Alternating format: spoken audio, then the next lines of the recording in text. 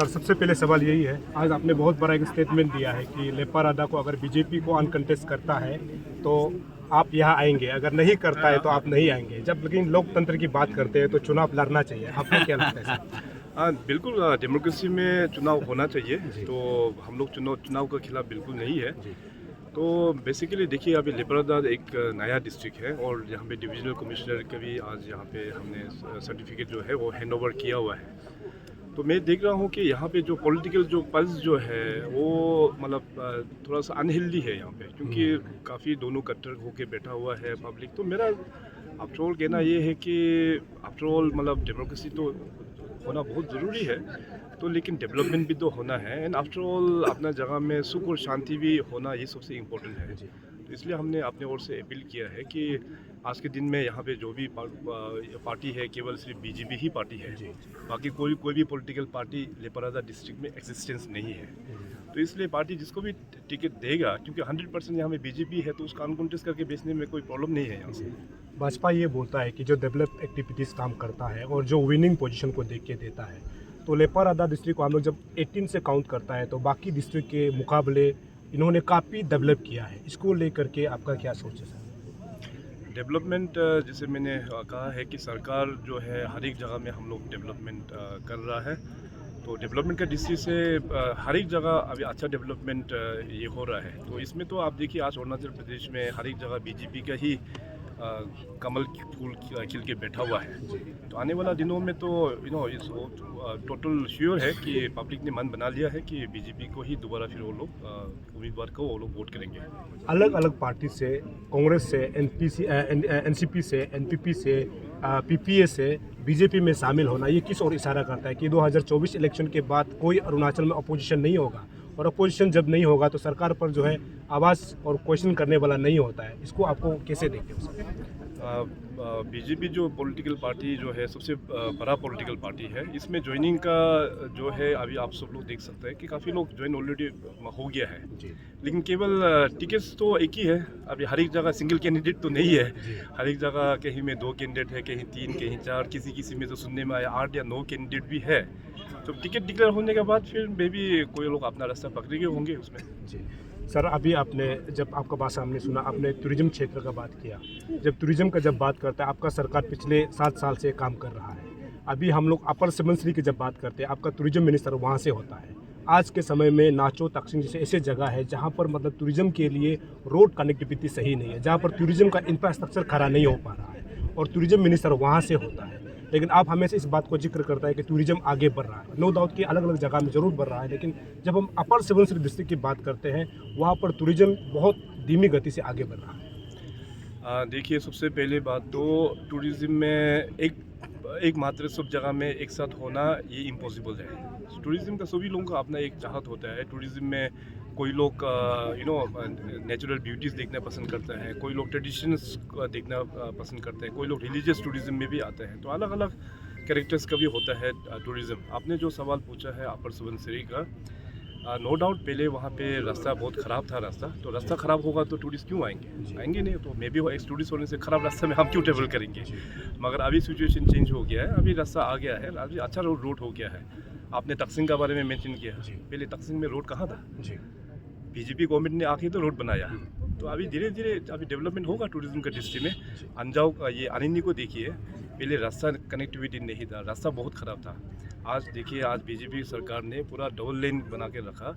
आज हमारा अनिनी में जो दमबिन जो एरिया उस तरफ में है, जो वैली है, उस तरफ जाके देखिए रास्ता बहुत अच्छा बन गया है। टूरिज्म ग्रोथ जो है काफ़ी अच्छा हो रहा है। तो सबसे पहले टूरिज्म को ग्रोथ कराने के लिए सरकार का ये प्रयास है कि कनेक्टिविटी हम लोग लेके जाएंगे। और भी अरुणाचल में कुछ जगह ऐसे भी है कि अभी भी रोड्स का इम्प्रूवमेंट कई सेक्टर में हमको करना है, और कई सेक्टर में और भी रोड हमको पहुंचाना है। ये आने वाला दिनों में बीजेपी सरकार करेंगे इस दिशा में काम। सर, हेल्थ की जब बात करते हैं, हेल्थ जब हम स्टेट में बात करेंगे, हेल्थ बहुत आगे बढ़ रहा है। लेकिन हेल्थ मिनिस्टर की जब बात करते हैं, टूटिंग में खुद गया हूँ, जहाँ पर आज के समय भी मेडिकल में करंट की व्यवस्था नहीं है। व्यवस्था जरूर है, लेकिन वो लाइट कमी होता है, और 2 जनरेटर से जो है वो मेडिकल जो है ऑपरेट हो रहा है। टूटिंग जो कि हम चाइना बॉर्डर शेयर करता है। अभी हाल ही में मेरे पास एक वीडियो भी आया है जिसमें एक बुजुर्ग माँ जो है लाइट के कमी के वजह से डेथ हुआ। तो ये एक हेल्थ मिनिस्टर के जगह में इस प्रकार का कमी होना, इसको आप लोग क्या देखते हैं? लाइट का देखिए अपना अपना डिस्ट्रिक्ट में भले ही in general we are a surplus बोलने के लिए और सरप्लस हेवी है, लेकिन प्रैक्टिकली ग्राउंड में ये सरप्लस जो है वो पहुंचा क्या बोलने से नहीं पहुंचा। इसलिए नहीं पहुंचा क्योंकि अभी हमारा जो ट्रांसमिशन का काम जो है वो चल रहा है। 132 kVA लाइन का जो बड़ा जो ट्रांसमिशन जो लाइन है वो पूरे स्टेट में अभी चल रहा है। तो कुछ कुछ डिस्ट्रिक्ट्स में अभी भी पावर का चैलेंजेस है। मेरा अपना डिस्ट्रिक्ट में देखिए तवांग में, वहाँ में भी काफ़ी चैलेंजेस है क्योंकि वहाँ में ट्रांसमिशन लाइन पहुँचा नहीं है। वहाँ में जो एग्जिस्टिंग जो हाइड्रस जो था वो last to last year landslide होने का कारण से वो बह गया। इसलिए तवांग में भी मेडिकल जो मैं आ रहा हूँ, आपका पॉइंट में आ रहा हूँ। तो देखिए लाइट्स का क्राइसिस तो केवल एक दो जगह में नहीं है, कई कई जगह में है लाइट का क्राइसिस, और ये टेम्पररी है। आने वाला दिनों में अभी जिस प्रकार से जो ट्रांसमिशन लाइन का हम लोग जो बिछा रहा है उससे हम लोगों का प्रॉब्लम जो है वो सॉल्व हो जाएगा।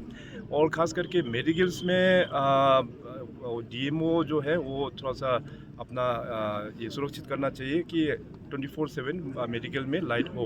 ये तो क्योंकि एक क्रिटिकल केयर वाला जो होता है पेशेंट, उन लोगों को लाइट का सुविधा वो होना चाहिए, वो मैं मानता हूँ। हाइड्रो पावर का आपने जिक्र किया। हाइड्रो पावर अरुणाचल में आगे बढ़ रहा है और आने वाला समय में हमारे लोगों को फ़ायदा ज़रूर होगा। लेकिन जब हम लोग अनिनी की बात करते हैं, जब हम लोग ये सियांग बेल्ट की जब बात करते हैं, वहाँ का फार्मर्स जो है ये बोल रहा है कि हम लोग खून देने के लिए पसंद है लेकिन हाइड्रो प्रोजेक्ट बनाने नहीं देंगे। क्या सरकार कभी उन फार्मर्स को बैठ करके कभी डिस्कस नहीं करता है कि कैसे इसको आगे बढ़ाना चाहिए? जब हाइड्रो पावर का जब शुरुआत होता है तो सबसे पहले पब्लिक हियरिंग भी हम लोग कंडक्ट करते हैं सरकार की ओर से, और पब्लिक हियरिंग होने का बाद तब जाके इसका सहमति होता है। तो वहाँ में ऑलरेडी पब्लिक हियरिंग प्रोसेस सारा चीज़ हो गया है, पब्लिक ने क्लियरेंस दे चुका है, कंपनसेशन भी आ गया, कंपनसेशन भी डिस्ट्रीब्यूट हो गया।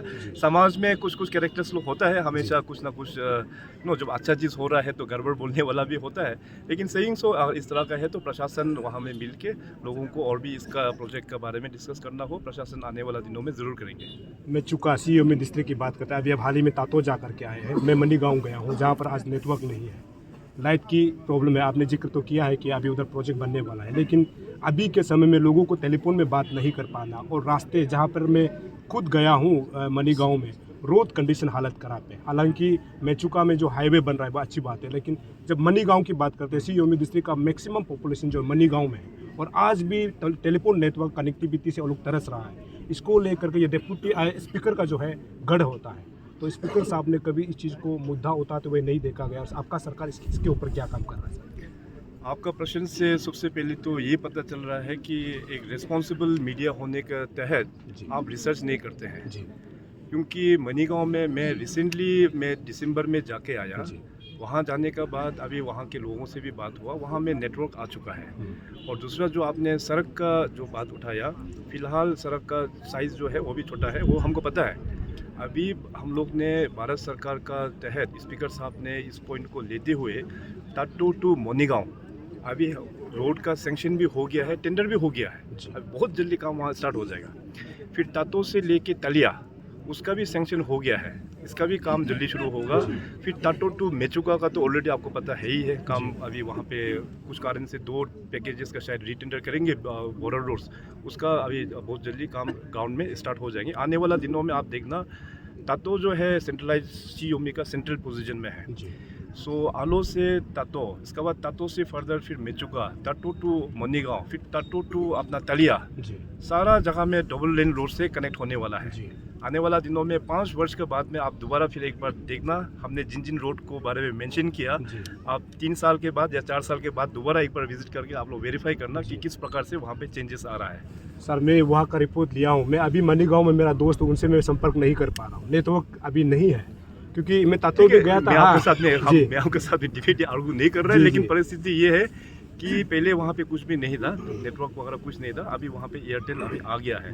कभी कभी रिमोट एरिया में होता है लाइट कनेक्शन का वजह से, कभी कभी सिस्टम शायद ऑफ हो जाता है बीच में, इस तरह से कुछ शायद में भी कुछ छोटा प्रॉब्लम आ गया होगा। सर आपने APSSB और APPSC कमीशन के बारे में जिक्र किया, कमीशन और ये बहुत अच्छी काम कर रही है, लेकिन जब भी ये दोनों जो है कमीशन जो है इलेक्शन एग्जाम्स कंडक्ट करता है, कुछ ना कुछ लूपहोल्स निकालता है, ये कहाँ से होता है? इसको आप लोग कैसे फिर अभी मॉनिटरिंग आप करके जो है इसको आगे बढ़ाना है सर?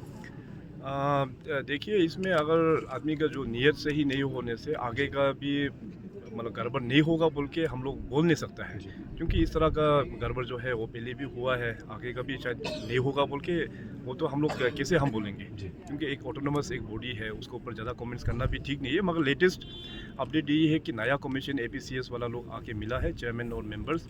वो लोग ने ब्रीफ किया हमको कि जितने भी जो SOP था, पुराना SOP को पूरा विजिट करके नया SOP किस प्रकार से होना चाहिए, वो लोग ने पूरा तैयारी लगभग शायद अभी कर दिया बोल के हमको बताया। तो SOP सारा तैयार होने के बाद फिर वेरियस जो एग्ज़ाम्स होता है, वेरियस पोस्ट होता है, उसको जल्द से जल्द वो लोग एडवर्टीजमेंट वो लोग करेंगे। और इस तरह से खराब प्रैक्टिस को रोकने के लिए मैंने भी कहा कि जो गवर्नमेंट ऑफ इंडिया ने एक एक्ट पास किया हुआ है, उस एक्ट को भी हम लोग अरुणाचल प्रदेश में हम लोग इंक्लूड करेंगे कि अगर एग्ज़ाम में इस प्रकार से कुछ प्रैक्टिस हो जाता है तो इसका सज़ा किस प्रकार से होना चाहिए, ये भी एक एक्ट अभी ड्राफ्ट स्टेज में चल रहा है। जी सर, आखिरी सवाल, लेपारादा में BJP टिकट किसको मिलेगा? लेपारादा में BJP टिकट जो है उसी को मिलेगा जो पार्टी तय करेगा। जी